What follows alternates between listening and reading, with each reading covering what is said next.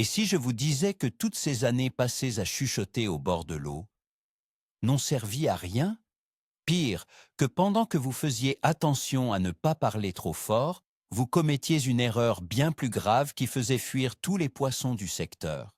Aujourd'hui, on va parler du bruit, du silence et de ce qui fait vraiment fuir le poisson. Restez bien jusqu'au bout, car vous allez découvrir l'erreur que presque tout le monde fait et qui explique probablement beaucoup de vos capots. Ce n'est pas votre voix qui est en cause, pas du tout. Le vrai coupable est bien plus sournois et bien plus présent que vous ne l'imaginez. Alors, dites-moi en commentaire pour commencer. Pour vous, le silence absolu, c'est la clé numéro 1 ou une vieille légende de grand-père. On a tous entendu cette phrase, que ce soit notre père, notre grand-père ou un vieux pêcheur au bord de l'étang. Chut, tu vas faire fuir le poisson. C'est devenu un réflexe.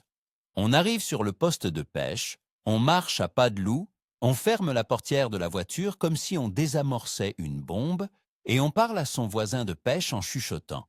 On se transforme en véritable ninja des berges. Cette culture du silence est tellement ancrée qu'elle est devenue une vérité absolue pour des générations de pêcheurs. On a associé le succès à la pêche à notre capacité à devenir muet. Mais est-ce que cette obsession du silence est vraiment basée sur la réalité du monde sous-marin? Est-ce que le poisson perçoit les sons comme nous? C'est ce qu'on va démonter, pièce par pièce. Commençons par le mythe principal, votre voix. Quand vous parlez, les ondes sonores se déplacent dans l'air. L'air est un très mauvais conducteur de son vers l'eau. Imaginez la surface de l'eau comme un miroir. La grande majorité des ondes sonores de votre voix va tout simplement rebondir dessus et très peu vont pénétrer dans l'eau. Pour le poisson qui se trouve à 1 mètre de profondeur, votre conversation ressemble au mieux à un murmure lointain et complètement étouffé. Il y a beaucoup plus de chances qu'il soit dérangé par le bruit d'un oiseau qui plonge ou par le vent dans les arbres que par votre discussion sur le match de foot de la veille. Penser que votre voix est le problème numéro 1, c'est se concentrer sur le mauvais ennemi. C'est comme avoir peur d'une mouche alors qu'un rhinocéros vous fonce dessus. Alors, si ce n'est pas l'air, quel est le véritable canal de communication avec le poisson? C'est simple, le sol, la terre, la berge, les cailloux, tout ce sur quoi vous marchez. Le sol est un conducteur de vibrations extraordinairement efficace. Et contrairement à l'air, le sol transmet ses vibrations presque parfaitement à l'eau, car ils sont en contact direct. Chaque pas que vous faites, chaque objet que vous posez un peu trop brusquement, envoie une onde de choc qui se propage dans le sol, puis dans l'eau. Pour le poisson, ces vibrations ne sont pas un simple bruit de fond. Ce sont des signaux clairs et nets qui crient « danger, prédateur ». C'est une alerte rouge qui se propage à une vitesse fulgurante sous l'eau. Vous pouvez être le pêcheur le plus silencieux du monde. Si vous marchez avec des semelles de plomb, vous êtes un éléphant dans un magasin de porcelaine. Pour comprendre pourquoi ces vibrations sont si alarmantes, il faut parler du super pouvoir du poisson, sa ligne latérale. Oubliez ses oreilles, qui sont assez rudimentaires. La ligne latérale, c'est cet organe sensoriel visible sur les flancs de la plupart des poissons. C'est une série de capteurs de pression ultra-sensibles qui détectent les moindres mouvements et vibrations dans l'eau. C'est grâce à elle qu'un poisson peut chasser dans le noir complet, éviter un obstacle ou sentir l'approche d'un prédateur bien avant de le voir. La ligne latérale est un véritable radar. Elle ne fait pas la différence entre un bon et un mauvais son. Elle détecte des changements de pression. Et un pas lourd sur la berge, c'est un énorme changement de pression, un signal anormal et menaçant. C'est comme si quelqu'un allumait un gyrophare dans votre salon en pleine nuit. Mettons-nous en situation. C'est le matin, le lac est calme comme un miroir. Vous arrivez tout content à votre poste favori. Vous êtes à 50 mètres de la berge. Vous marchez d'un pas décidé, Vous êtes pressé de lancer votre ligne. Pour vous, vous êtes discret, car vous ne parlez pas. Mais pour la belle perche qui chasse près du bord, c'est un tremblement de terre. Chaque impact de votre talon sur le sol envoie une onde sismique. Elle ne vous entend pas. Elle vous ressent. Elle ressent l'approche d'une grande masse et son instinct de survie, affiné par des millions d'années d'évolution, lui dit une seule chose: fuis. Et elle s'exécute bien avant que vous ayez eu le temps de monter votre canne. Vous arrivez au bord, vous ne voyez rien, et vous vous dites que le poisson n'est pas là aujourd'hui. Parlons maintenant de ce que j'appelle la catastrophe de la boîte de pêche. On a tous connu ça. Vous vous baissez pour prendre un leurre, et la boîte vous glisse des mains. Le clac sonore du plastique sur les cailloux vous semble anodin. Mais ce n'est pas le son aérien qui compte, c'est l'impact. Cette vibration sèche et puissante est transmise instantanément au sol, puis à l'eau. Sous la surface, ce n'est pas un clac, c'est une détonation. C'est une onde de choc qui perturbe tout sur plusieurs mètres à la ronde. Pour un cendre posté sous une souche, c'est un signal d'alerte maximale. C'est comme si un meuble lourd s'effondrait à l'étage au-dessus de chez vous. Votre première réaction ne serait pas de voir ce qui se passe, mais de vous mettre à l'abri. Le poisson fait exactement la même chose. Il quitte la zone et n'y reviendra pas de sitôt. Revenons donc à la voix pour être absolument clair. Est-ce que vous pouvez parler à votre ami au bord de l'eau? La réponse est oui. Vous pouvez avoir une conversation à volume normal sans aucun problème. La physique est de votre côté. Comme on l'a dit, la plupart des ondes sonores rebondissent sur l'eau. Bien sûr, si vous vous mettez à crier et à hurler, une partie de cette énergie finira par être transmise. Mais une discussion normale est totalement inoffensive. Pensez aux pêcheurs en barque qui discutent toute la journée et qui prennent quand même du poisson. Le secret n'est pas dans ce qu'ils disent, mais dans la manière dont ils bougent dans leur embarcation. Le vrai silence du pêcheur n'est pas un silence vocal, c'est un silence de mouvement. C'est une nuance capitale qui change toute l'approche de la pêche.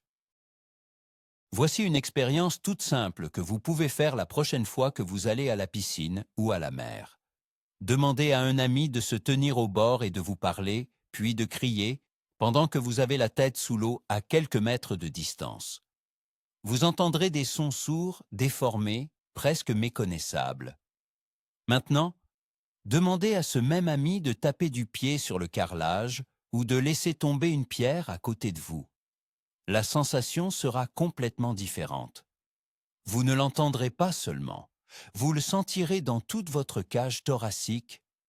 C'est une vibration nette, puissante et directe. Cette expérience vous fera comprendre en une seconde ce que ressent un poisson. Il vit dans un monde de vibrations, pas dans un monde de paroles. Le vrai coupable, ce sont donc les vibrations solidiennes, c'est-à-dire celles qui se propagent par le sol. Pour mieux visualiser, imaginez que la berge et l'étang sont une seule et même entité. C'est une sorte de gigantesque peau de tambour. Chaque fois que vous marchez, vous donnez un coup de baguette sur cette peau. L'onde se propage alors sur toute la surface. Plus votre pas est lourd, plus le coup est fort. Si vous courez, c'est un roulement de tambour frénétique. Si vous laissez tomber votre seau, c'est un coup de cymbale. Le poisson, avec sa ligne latérale, est l'oreille parfaite pour écouter ce tambour. Il est capable de décoder chaque vibration et de savoir si elle est naturelle, comme une branche qui tombe, ou anormale et menaçante, comme les pas réguliers d'un grand prédateur. Mettons les choses en perspective. Un brochet ou une carpe qui se repose tranquillement près du bord peut détecter les vibrations subtiles des pattes d'un héron qui marche dans l'eau. Ces vibrations sont légères, espacées, et le poisson y est habitué. Maintenant, comparez ça à vos grosses chaussures de randonnée qui pèsent 1 kilo chacune. Pour le poisson, la différence est aussi grande qu'entre le bruit d'une souris qui grignote dans un mur et celui d'une équipe de démolition qui abat ce même mur. Vous n'êtes pas un héron, vous êtes, pour le poisson, un signal de danger ambulant. C'est pour cette raison que les zones les plus piétinées par les pêcheurs sont souvent les moins poissonneuses près du bord. Les poissons ont appris à associer ces vibrations de pas lourds à un danger imminent et désertent la zone. Et que dire du fameux claquement de portière de voiture? C'est le péché originel de nombreux pêcheurs. On se gare parfois à 50 ou 100 mètres du point d'eau en pensant que c'est une distance de sécurité suffisante. On sort du matériel et puis, clac, on ferme la portière. Ce son sec et métallique vous paraît peut-être lointain, mais l'onde de choc ne voyage pas seulement dans l'air. Elle se propage dans le châssis de la voiture, dans les pneus, puis dans le sol. Et comme on l'a vu, le sol est une autoroute pour les vibrations. Ce clac se propage sur une très grande distance et alerte tous les poissons méfiants du secteur. Votre partie de pêche est peut-être terminée avant même que vous ayez mis un pied hors de la voiture. Le premier geste du pêcheur discret, c'est de fermer sa portière en la retenant jusqu'au bout. Passons maintenant à la pêche en barque ou en float tube. Ici, le problème est décuplé. Pourquoi? Parce que la coque de votre embarcation est en contact direct avec l'eau. Elle agit comme une caisse de résonance, un gigantesque amplificateur. Le moindre bruit à l'intérieur est transmis directement et sans perte dans l'élément liquide. Vous n'avez plus l'effet tampon du sol. C'est comme si vous tapiez directement sur le crâne du poisson. Marcher dans une barque en aluminium avec des chaussures à semelles dures. C'est l'équivalent d'un concert de hard rock pour les poissons qui se trouvent en dessous. Chaque pas, chaque objet qui tombe, chaque frottement est amplifié et diffusé. C'est pourquoi les pêcheurs en barque les plus performants sont souvent ceux qui ont de la moquette au sol et qui se déplacent comme des danseuses étoiles. Imaginez que vous êtes en barque, juste au-dessus d'un joli poste où vous suspectez la présence d'un cendre. Vous cherchez votre pince dans votre caisse et elle vous glisse des doigts. Elle tombe sur le plancher en aluminium. Le « ting » métallique vous fait à peine sursauter. Mais pour le cendre qui se trouve 3 mètres plus bas, ce son n'est pas un simple « ting ». Il a été transmis par la coque, amplifié, et il est arrivé à ses capteurs comme une véritable décharge électrique. C'est une agression sonore et vibratoire d'une violence inouïe. La réaction est immédiate et sans appel. La fuite. Le poisson ne va pas se demander ce que c'est. Son instinct lui dicte de quitter cette zone d'inconfort et de danger le plus vite possible. Et il ne reviendra pas. Votre poste est grillé pour un bon moment. Alors, comment faire pour devenir vraiment furtif? La première règle est de changer complètement votre état d'esprit. Arrêtez de vous focaliser sur votre voix et commencez à vous obséder de vos mouvements. Le silence du pêcheur, c'est avant tout un silence gestuel. Il faut penser à l'impact de chacun de vos gestes. Avant de faire un pas, demandez-vous comment le faire le plus doucement possible. Avant de poser votre sac, visualisez le mouvement pour qu'il soit le plus fluide et le moins bruyant possible. Il s'agit de développer une conscience de son propre corps et de son environnement. C'est une discipline, un art. Le but n'est pas seulement de ne pas faire de bruit, mais de ne pas émettre de vibrations. C'est la grande différence entre l'amateur et l'expert. Concrètement, comment approcher la berge? Oubliez la marche sur les talons. Imaginez que vous êtes un prédateur, un chat, qui traque une souris. Marchez sur la pointe des pieds ou sur la plante en déroulant le pied doucement. Privilégiez les surfaces molles comme l'herbe ou la terre, qui absorbent les vibrations, plutôt que le gravier ou les cailloux qui les amplifient. Les derniers mètres sont les plus critiques. Ralentissez, baissez-vous, faites des pauses, observez l'eau avant d'arriver au bord. L'objectif est d'arriver sur votre poste sans que le moindre poisson n'ait eu conscience de votre présence. Vous devez faire corps avec le paysage. c'est à ce prix que vous pourrez surprendre les poissons les plus éduqués, ceux qui se tiennent juste sous vos pieds. La gestion de votre matériel est tout aussi importante. Ne jetez jamais votre sac à dos par terre. Ne donnez pas de coups de pied dans votre seau d'amorce. Chaque objet doit être posé et non pas lâché. Imaginez que votre matériel est fait de cristal. Posez votre boîte de pêche sur un carré d'herbe plutôt que sur un rocher. Quand vous ouvrez et fermez les clips de votre boîte, faites-le doucement. Tous ces petits bruits secs sont des signaux de danger. Un bon pêcheur est organisé. Son matériel est à portée de main. Il n'a pas besoin de tout retourner pour trouver une paire de ciseaux, ce qui génère du bruit et des vibrations inutiles. La discrétion, c'est aussi de l'organisation et de l'anticipation. Pensez-y la prochaine fois que vous préparerez votre matériel. Il y a un autre élément capital, souvent sous-estimé. Votre silhouette. Parfois, être vu est encore pire qu'être ressenti. Le poisson, surtout dans les eaux claires, a une excellente vision vers le haut. Une grande forme sombre qui se découpe sur le ciel clair, c'est le signal universel d'un prédateur pour lui. Un cormoran, un héron ou vous. Se tenir debout sur une berge dégagée, c'est comme agiter un immense drapeau qui dit « Je suis là ». Le réflexe de fuite est instantané. C'est pourquoi il est crucial de ne jamais se profiler sur la ligne de crête.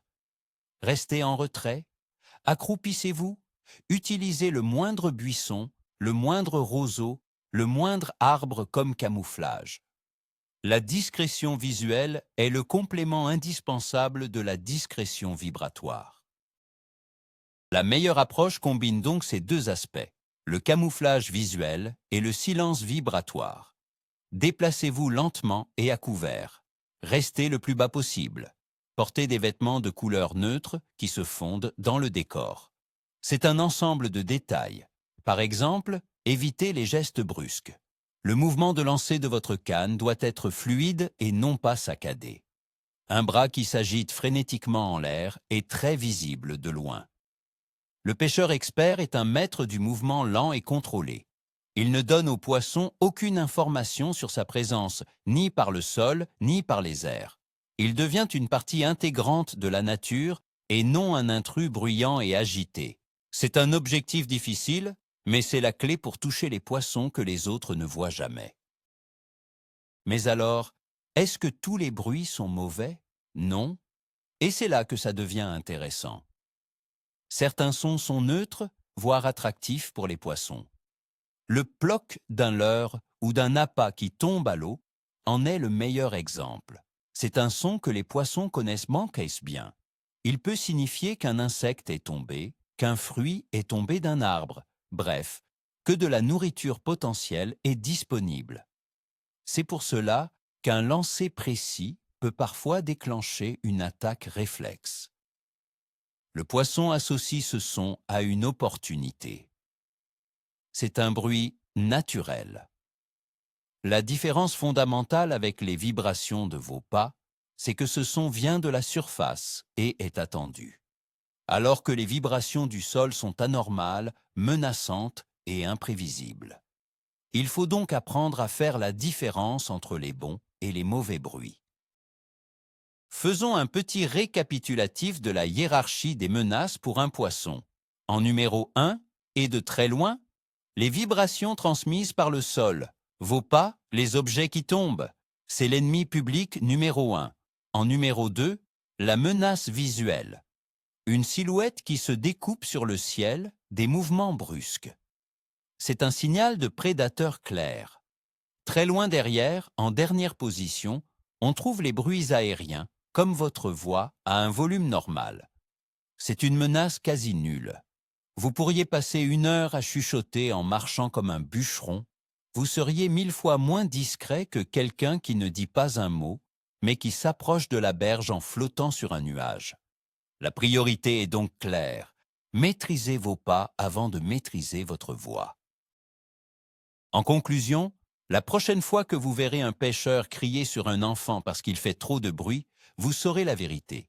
Le véritable amateur, ce n'est pas l'enfant qui rigole. C'est le pêcheur qui a piétiné jusqu'au bord de l'eau pour lui dire de se taire. Il a probablement fait fuir 10 fois plus de poissons avec ses pieds qu'avec sa voix.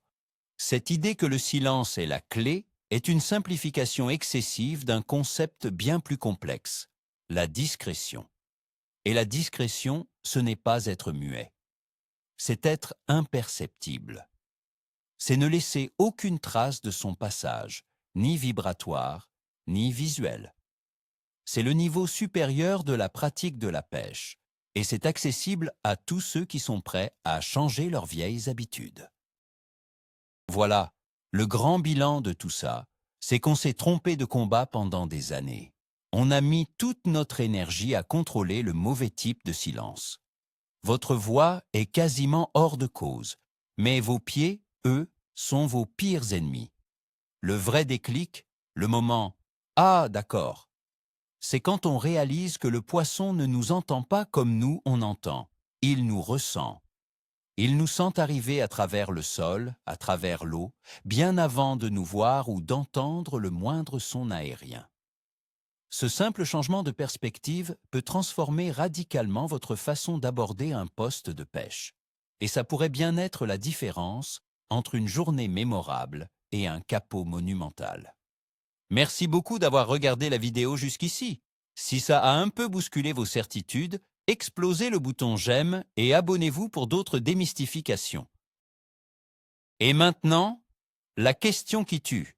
Quelle est la chose la plus stupide que vous ayez faite au bord de l'eau et dont vous réalisez maintenant qu'elle a probablement fait fuir tous les poissons à des kilomètres à la ronde? Partageons nos histoires embarrassantes dans les commentaires.